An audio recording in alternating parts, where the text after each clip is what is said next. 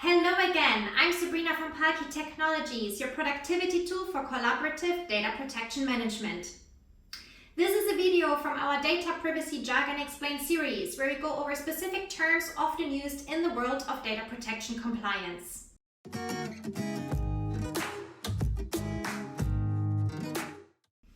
In a previous video, we talked about what data subject access requests or DSAR are.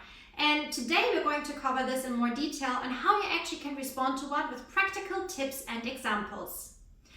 We hope you find this video useful. If you do, please hit the subscribe button to get more content and practical tips all around data protection and compliance. Okay, so let's do a quick recap. What is actually a data subject access request or DSAR?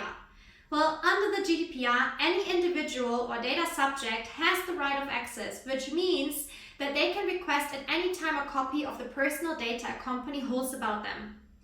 If you're not sure about this, for more info what a DSAR is, you can watch this video in the screen.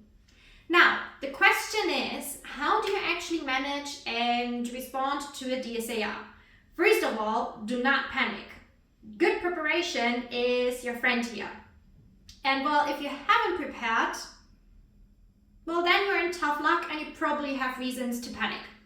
Well, no, okay, jokes aside, it may be a bit trickier to respond, but you can still do it. So let's just take this step by step and first look at what you can do to actually facilitate a DSAR. So a DSAR can be made essentially through any channel and with any representative in your company. It really doesn't matter if the request is made verbally or in writing, and it doesn't matter if in person, over the phone, or by sending an email. Now, if you don't have a proper process in place and don't train your team on how to handle this, you can imagine just how much can already go wrong at this stage. Because if authorities knock on your door, you really can't use the excuse that the DSAR just, got lost in the system. This kind of feels like the "my dog ate my homework" excuse, and it just doesn't work this way. But the good thing is that you can guide individuals through what the company's proper process for making a DSAR is, and this process needs to be easy and straightforward. So, for example, it is good practice to make a reference in your privacy notice on how your customers or even your employees can make a DSAR. If an employee receives a request from an individual, they can redirect them to the online form and ask them kindly to make the request from there. The easiest here is to provide an online form that individuals can fill out and which is received by the lead or the team who manages DSARs within your company. Another good option is to allow users to make a DSAR through their user account if applicable for your business. Okay, so much on facilitating subject rights. What do you actually need to consider when you receive a DSAR? Okay, well, first, make sure you track the time.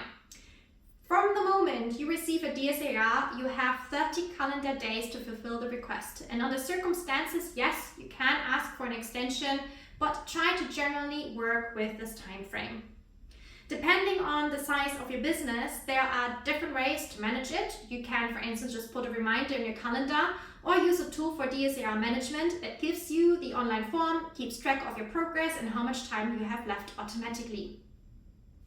Okay, second, make sure you let the individual know you received the request and that you're processing it. This already will give them confidence that you're pretty much taking this seriously. And third, ensure you validated who made the request.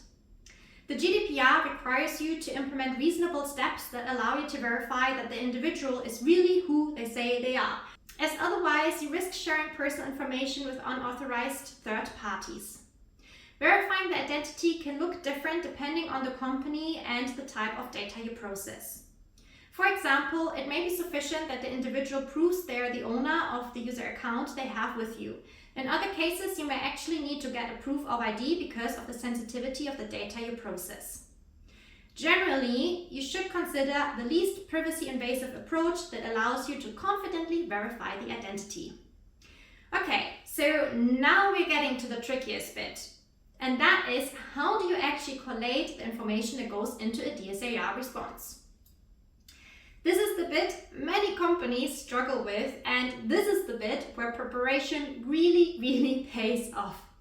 Now, having an updated data map and data inventory will allow you to manage this process more easily. However, if you've received a request and you haven't prepared, you can still follow the next steps. It will just take more time, as you may first need to do some groundwork. Okay, so let's get started. Step 1. Take your data map or data inventory and filter it based on who made the request. It is likely that the company processes personal data of a customer differently in comparison to the data of an employee, so establish first who made the request. Step 2. Look at which departments process personal data of the data subject and which systems they use. If the data subject is an employee, it's likely going to be the HR and legal department. If it's coming from a customer, then likely it's going to be departments like sales, marketing, customer support. After that, check the systems and programs these departments use to store and process the data. The data map will give you all this information right away. If you don't have one, start writing it down and speak with your teams to make sure you don't miss anything. Step 3. Ask your process owners to check for the data in each system and program and to prepare a copy. Your process owners may be your team leads or team members, depending on the size of your organization. Share with them the details of the data subject so they know whose data to look for, the systems and programs they should check, and how much time they have to prepare the copies. If you've prepared for this scenario, your team members will know how to create copies and where to look for the data. Then this process should be pretty quick. If not, this probably is going to require quite a bit of time and digging, so take that into account when preparing your response. And number 4, collate all this information and ensure it fulfills your legal obligations. You should check if the data is shared in an easily readable format like PDFs or Excel sheets, or if applicable MP3 and MP4 files. Then the data should only show personal data of the individual and no one else's data or company sensitive information. And the data should be presented in an easy to understand way. And step 5, provide supplementary information. Together with the copy of the data, you are required to share things such as the purpose of the processing, who the personal data is being shared with, and how long the personal data will be stored. If you have an updated privacy notice that gives sufficient detail on this, you can simply include a link to or a copy of your privacy notice. Generally, the more detail you can give, the better. Now, once all done, you're ready to go, right? But wait, there is something missing. And that is, how do you actually share your DSAR response? Well, there is no specified way here. However, you should make sure that the data is reasonably protected in transit and from unauthorized access.